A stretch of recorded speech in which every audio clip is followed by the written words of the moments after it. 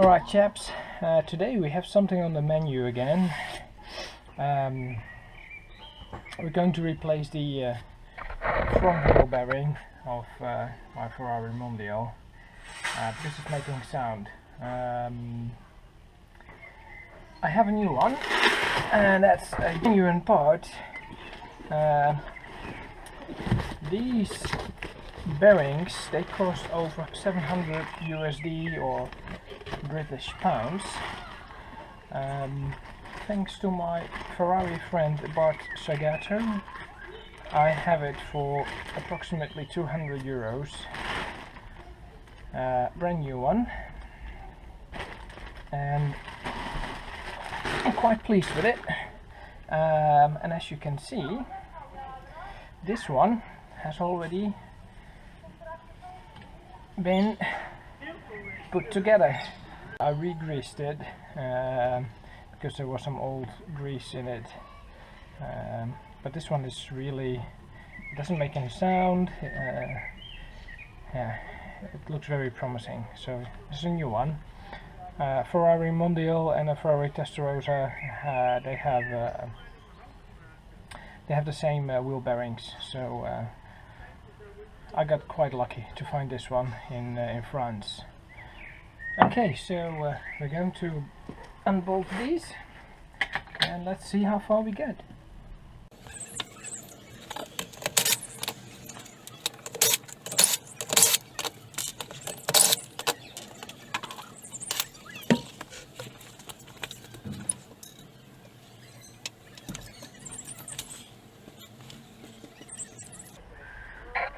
Okay, so again we need to take off the capillaire of the car, because else you cannot remove the discs. We have two bolts here and here. There's a little cap again that you need to take off. Might as well do it now, as you can see, and then you can take it off with hex key number 7 by heart. I'm going to take a bucket to put all the things in. Here we have the spring again that you need to take off. So that's what we're first going to do. So first we're going to take off this spring. As you can see closely here, there are little grabbers, feed, that are holding this spring. So you need to place your hand here, because else it will jump somewhere. You can see. Just put your screwdriver here, and you can see that it's moving. Click, here it goes. So that's one. I'm going to put it in my little bucket so that we don't lose it. Okay, so now we're going to remove a capillaire with hex key 7, I believe. Yeah, 7 it is. Okay, so I have a wire here that is warning me if the pads are worn out, so we need to be careful when we take off this capillaire. A little bit of movement to put the piston of the brakes back in. You don't have to do so much, so obviously when you push it in, all the oil, the .4, .3 what you have in, will be pushed back in the reservoir. So if you put it back together, always brake pump 3 or 4 times, so that you're sure that you have your brakes when you need it, when you drive out of your garage. Okay, so I need to get something else to get this moving. Alright, okay. Let's first one. Now the second.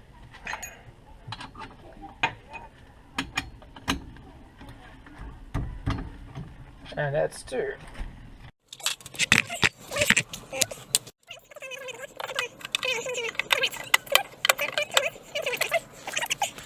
you can see, the little lamp is over here. It's quite nifty with this magnet.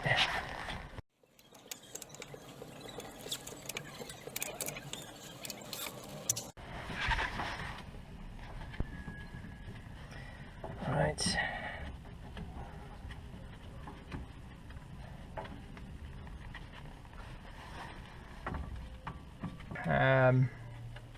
This one is broken. Now I don't get any warning lights, but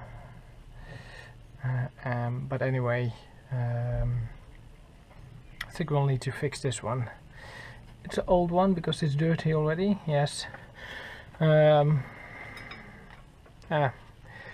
work with old cars, and the wiring on these cars are not that great.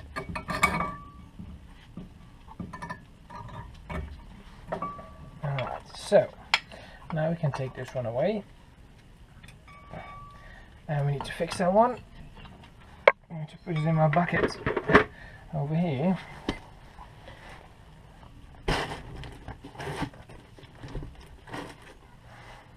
Again, I just put a box here to carry the weight of the coupler, because you don't want to be hanging it around, let it hang around, because of the lines. They might break, they might bend. That's not what you want, so take care of that actually. So now we are going to take off the mount of the coupler and see if we can take off the disc. Just sprayed already with WD-40.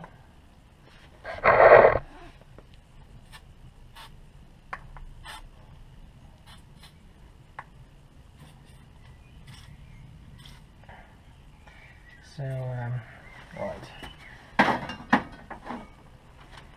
We'll leave that to go in for a couple of minutes, and we'll take this one out.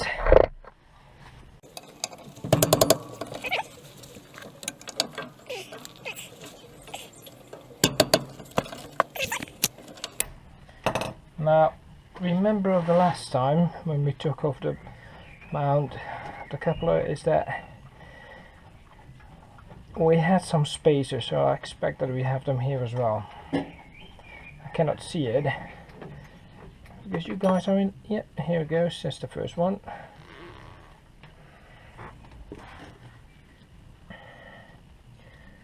That's the second. And we only have 2.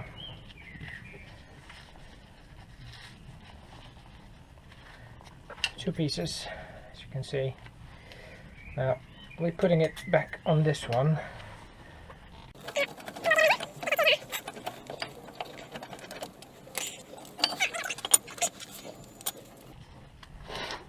And 2 again. So again, to avoid part loss, just screw them in the mount or wherever you take them from. Just put them back in, so that you have all your stuff together and that you know what belongs to what. Right, so yeah, I already had a feeling that this is going to be probably a puller again. I'm going to have a look how we're going to deal with that one, because I don't see the holes we had as on the other one. So let's have a look how we will do this. Maybe we just unbolt the back first and take the whole lot off, and just do it by hand. As you can see on the other one, that it's on that's mounted on this one, so you can take off the back plate here. You have new screws and then take it all off. On the back we have the same bolts, 6. Just unbolt them and then you should be able to pull this off. Let's have a look. Alright, so I took already 5 bolts here. Now taking out the last one. Here it is. Yeah. And there is a little plate behind it. Here it is. Here, as you can see. So we're going to clean that one up, and now, if all went well, we just can take it out. Oh, that's very easy. Alright, so oh my god. Now look at what we have here.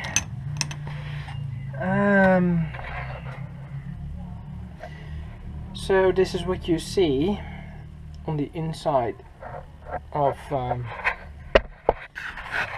bearing.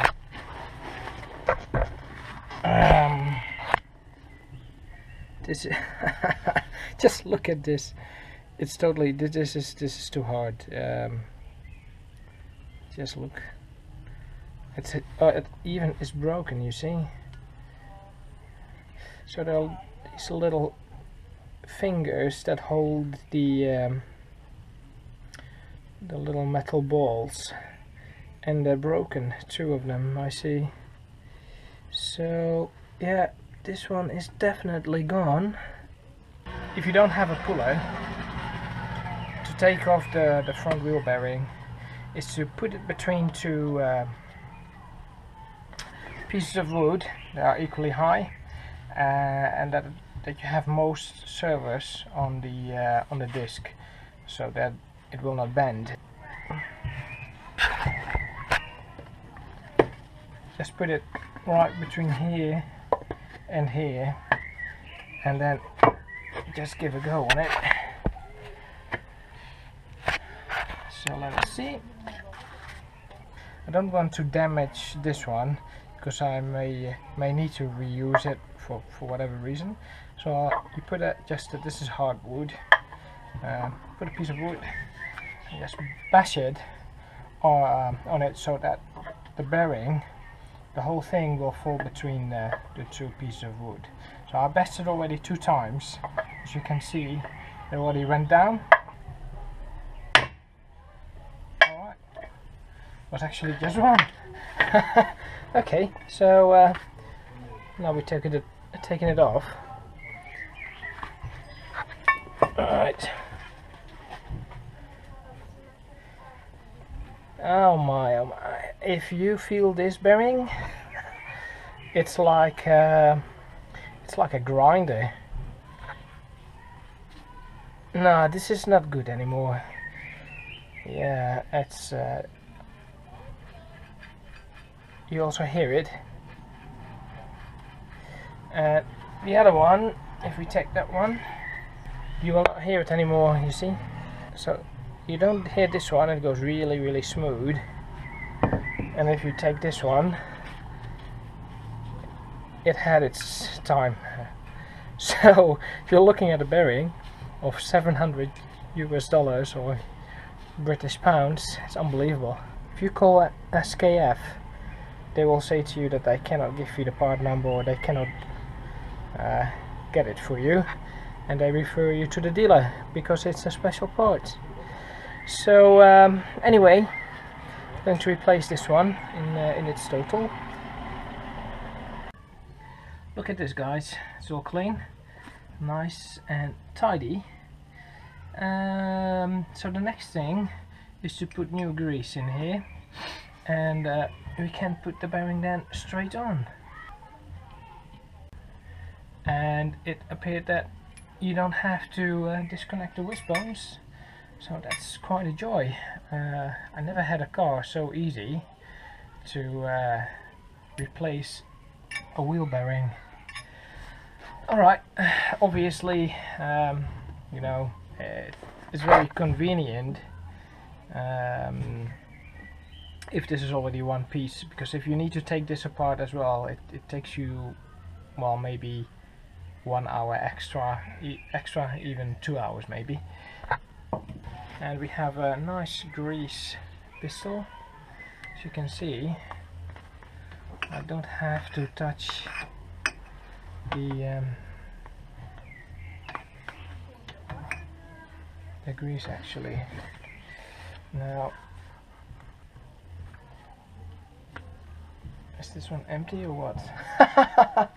Now it appears to be empty. Oh, right. Okay, so we have two. This is different grease, I see. But anyway, oh no, it's not. Okay, so you know what? I will do it with my hands anyway. It's going to. Here it goes. Here it goes. Here it goes. So that's nice. Okay. So just a little bit, a bit like this, and this. All right.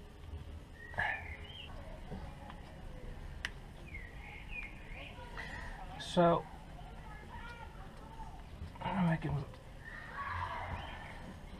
remember to put some grease here as well, so that it's watertight. And the bearing as well. Okay, so now it's time to put it back together again. This is the back cover. I cleaned it. Still the original. Right.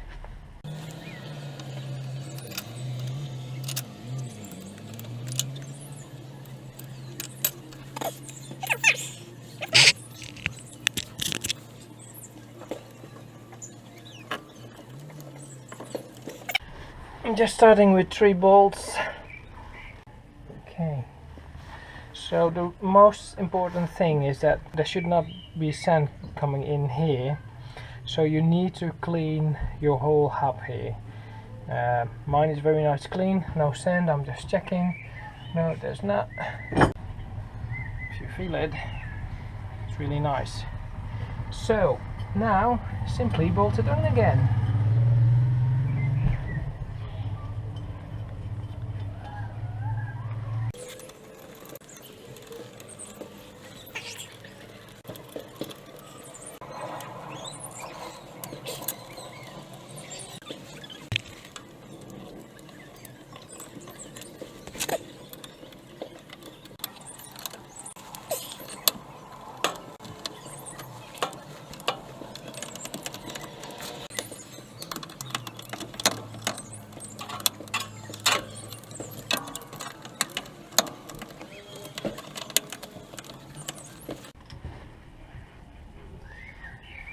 Alright guys, again we have a new bearing, and it sounds healthy, so we're going to put everything together, and that's it. This is really a piece of cake, this one. So the only thing is they cost a lot of money. That's the only barrier to change them, perhaps. Right. Thank you for watching. Cheerio.